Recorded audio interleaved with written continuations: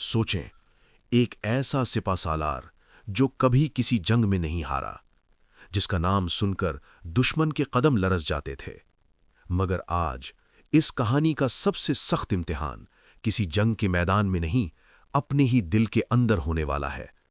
سوال یہ نہیں کہ اس نے کتنی جنگیں جیتیں، سوال یہ ہے کیا وہ اپنے نفس کو بھی ہرا سکا؟ اسلام کی تاریخ صرف فتوحات کی کہانی نہیں، یہ کہانی ہے اطاعت، صبر اور اللہ پر پورے بھروسے کی۔ آج ہم بات کریں گے اسلام کے عظیم سپہ سالار خالد بن ولید رضی اللہ عنہ کی، لیکن اس بار کہانی تلوار سے نہیں، تقوی سے شروع ہوتی ہے۔ خالد بن ولید قریش کا وہ فرد جس کی جنگی صلاحیت عرب میں مشہور تھی۔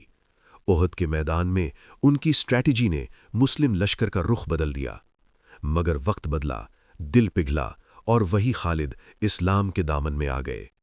رسول اللہ صلی اللہ علیہ وسلم نے فرمایا، خالد اللہ کی تلواروں میں سے ایک تلوار ہے، اور یہیں سے ایک نیا سفر شروع ہوا۔ اسلام کے لیے خالد بن ولید نے ایک کے بعد ایک جنگ لڑی۔ موتا، یرموک، حنین، ہر میدان گواہ ہے ان کی بے مثال قیادت کا۔ لشکر کم ہوتا، دشمن زیادہ ہوتا، مگر نتیجہ ہمیشہ ایک ہوتا، اسلام کی فتح۔ لوگ کہتے یہ جیت خالد کی وجہ سے ہے، اور یہاں امتحان شروع ہوتا ہے۔ حضرت عمر بن خطاب رضی اللہ عنہ جب خلیفہ بنے تو ایک سخت فیصلہ کیا۔ خالد بن ولید کو سپہ سالاری سے ہٹا دیا گیا۔ وجہ؟ نہ غلطی، نہ نافرمانی، بلکہ یہ خوف کہ کہیں لوگ جیت کو خالد سے نہ جوڑ دیں، اللہ کی مدد کے بجائے۔ یہ فیصلہ صرف سیاست نہیں تھا، یہ عقیدے کی حفاظت تھی۔ سوچیں، جو ہر جنگ جیت چکا ہو، اس سے اس کا عہدہ چھین لیا جائے، مگر خالد بن ولید نے نہ شکوہ کیا، نہ بغاوت، نہ گلہ۔ انہوں نے کہا، میں اللہ کے لیے لڑتا ہوں، عہدے کے لیے نہیں۔ اور وہی خالد ایک عام سپاہی کی طرح پھر سے صف میں کھڑے ہو گئے۔ یہ وہ لمحہ تھا جہاں تلوار نہیں بولی، نفس خاموش ہو گیا۔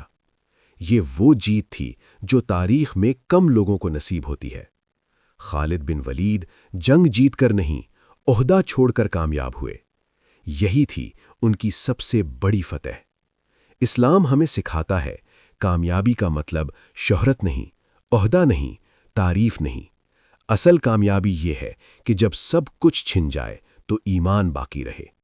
آج کے دور میں بھی اگر ہم اپنی کامیابی اللہ سے جوڑیں تو ہم بھی اس کہانی کا حصہ بن سکتے ہیں۔